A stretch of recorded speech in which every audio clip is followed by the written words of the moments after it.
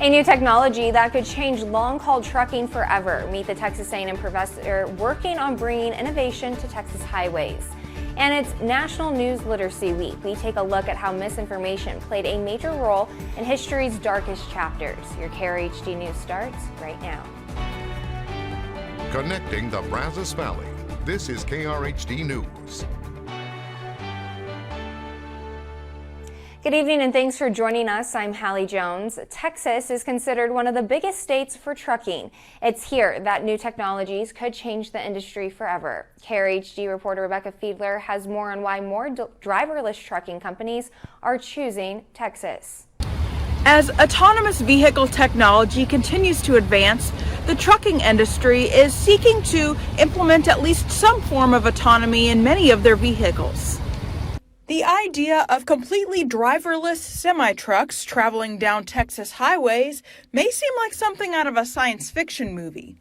According to Professor Shrikant Saripalli with Texas A&M Center for Autonomous Vehicles and Sensor Systems, a world where that's a reality is pretty far off. When we say autonomy, we have to be careful. So there are different levels of autonomy. There's something from 0 to 5, level 0 to level 5. On a scale of 0 to 5, 5 being fully autonomous and remote operated, Saripalli says trucking companies aren't getting rid of truckers in cabs. They're aiming for an autonomy level between 3 and 4. Level 3 is when you could take your hands off the steering wheel, but still you kind of have to make sure that the cars or the truck is doing what it's supposed to do. And level 4 is basically you can sleep. Saripalli says moving towards greater autonomy could cut down on the nonstop long-haul trips truckers would have to face, as their primary job would be to get the trucks on and off the freeways. Richard Flores, a truck operator who's been driving for over 24 years, remains skeptical. People are not predictable. You got to watch out for all that. Flores mentioned a concern that Professor Saripalli has: safety. Still the same thing. You still got to sit in there. Saripalli says the technology is still not ready, and he feels governments need to establish strict guidelines for the trucks and their safeguards. But that doesn't mean great advances aren't coming down the line. Maybe even fully remote operation. The technology is there. There are things that still need to be fixed, so I will not say that the technology is ready, right? But I can definitely see that in the next 5 to 10 years. Reporting in Bryan, Rebecca Fiedler, KRHD News. The American Trucking Association says the driver shortage is at an estimated high of 80,000 drivers as of the end of 2021. There is not a single cause, but a series of issues, including a high average age of drivers leading to high retirement numbers, the pandemic causing drivers to leave the industry, truck driver training schools training fewer drivers, infrastructure issues such as lack of parking for trucks and traffic congestion. The ATA estimates the shortage could grow to 160,000 by 2030. Another step the trucking industry is taking to alleviate the driver shortage, a new pilot program that will allow younger drivers to cross state lines. This new program will train commercial license holders as young as 18 years old to drive interstate trucks under the supervision of more experienced drivers in specialized trucks with increased safety measures. Apprentice drivers in this program can get behind the wheel of a semi-truck after completing 400 hours of supervised driving. Misinformation is a major issue, but nothing new. For National News Literacy Week, we're taking a deeper look at how it played a role in one of the history's darkest chapters. In-depth reporter Nick Bradshaw explains how misinformations can be harmful and even cost lives.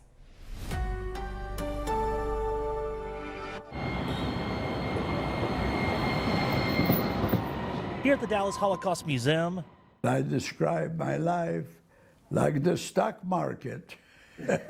Up and down, and everybody laughed.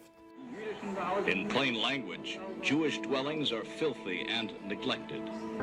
University students organized book burnings across Germany, destroying books by Jewish authors. Deutschland ist nun aber die Macht haben wir nun in Deutschland gewonnen. Nun gilt es, das deutsche Volk zu gewinnen.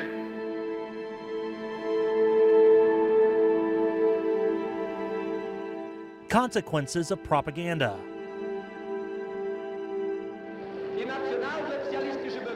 Nazi propaganda chief Joseph Goebbels planned to win over those who were still unconvinced. By believing in God and letting Him help me sustain my life. Max Krhd, now 94, is a victim of false information. As a child, the Nazis killed Max's entire family. Their names on display as a remembrance.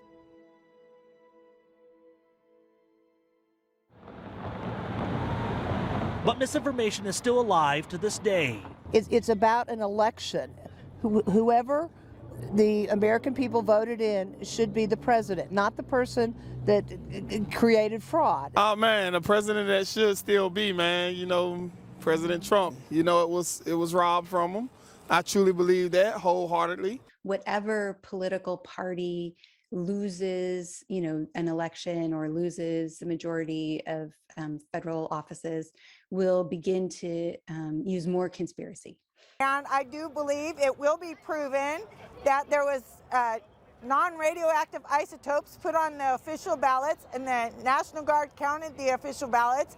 And this is about taking back our republic. So once it takes hold in a community, it's hard to make it go away. There are people who believe conspiracy theories that have existed for 30, 40, 50 years in this country. That's why it's important to spot the difference between flat-out lies and true information.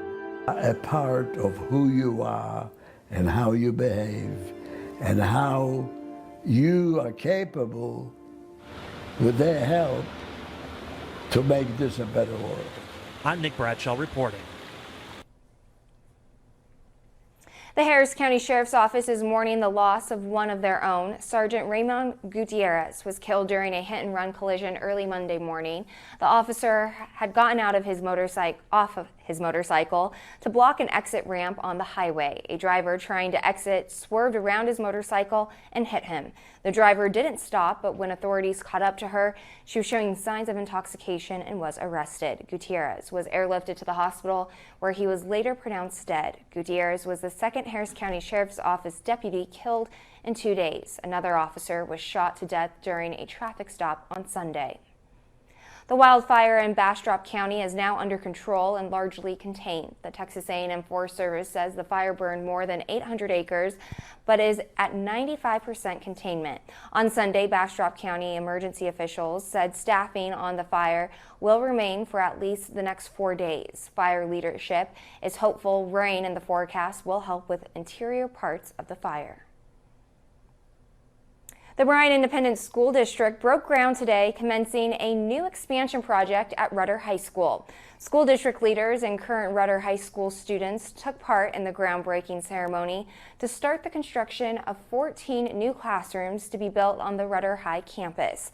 The multi-million-dollar project was voted yes in the 2020 local bond election. Along with new classrooms, the project will also include new bathrooms and office space added to the two-story structure.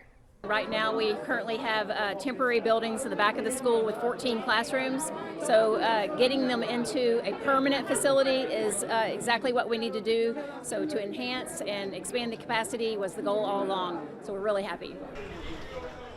Construction of the new classrooms is expected to be completed by December of 2022, with occupancy of new rooms expected for January 2023 after the winter break. See someone who looks like you excelling in a field. It not only helps you connect, but it's proof that achieving something similar is possible.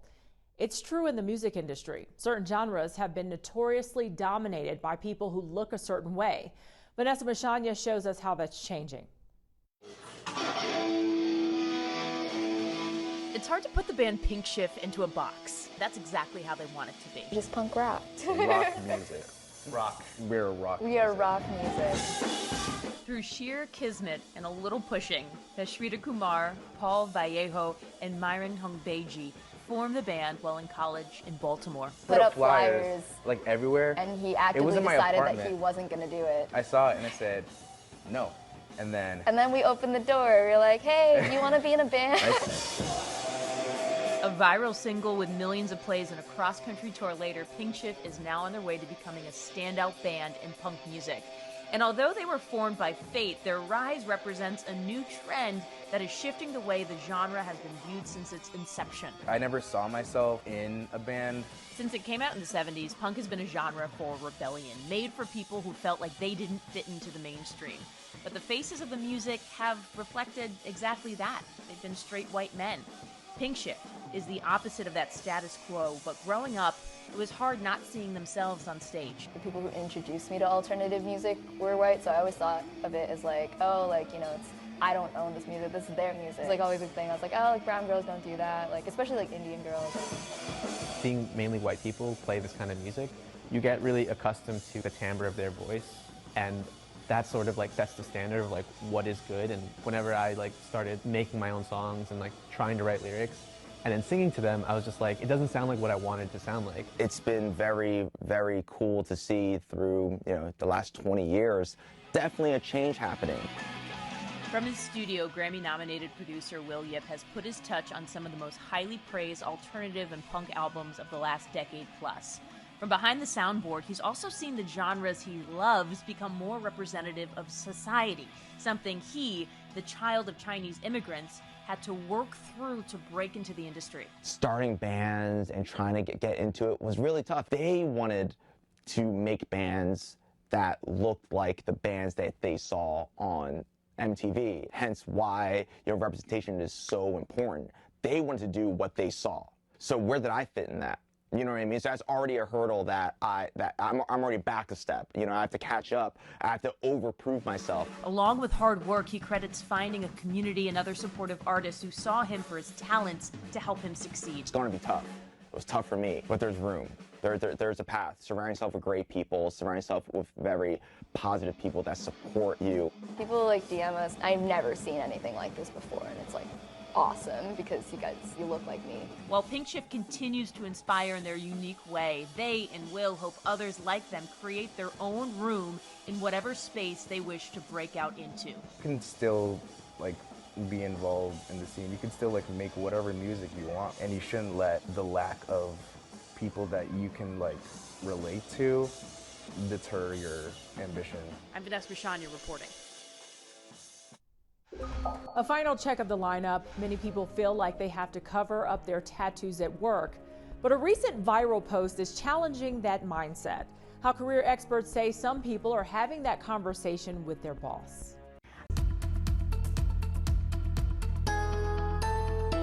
It has been a wet day here across the Brazos Valley. Hadn't had a chance to say that too much over the past several weeks.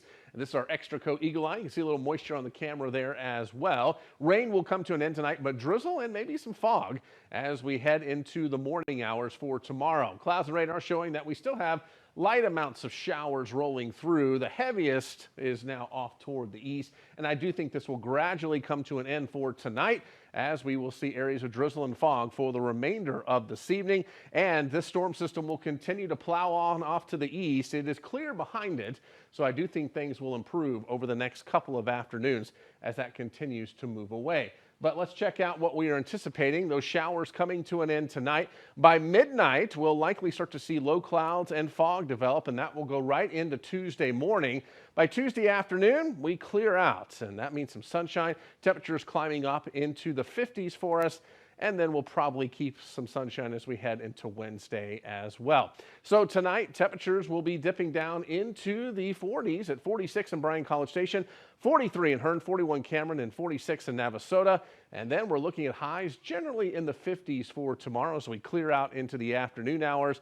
So a pretty nice day on the way. It's going to stay on the cooler side this week, however. High of 58, going to 56 on Wednesday, and we're probably going to keep it in the 50s as we head into Thursday. Maybe some upper 40s on Friday. Few showers will be possible there, but looks like liquid rain, so that's good news. Then we warm up into the weekend. Highs returning to the 60s, and it looks mild as we head into next week as well, with maybe a few thunderstorm chances. World News Tonight is just ahead. We're back in 30 minutes for KRHD News at 6. Until then, have a good evening.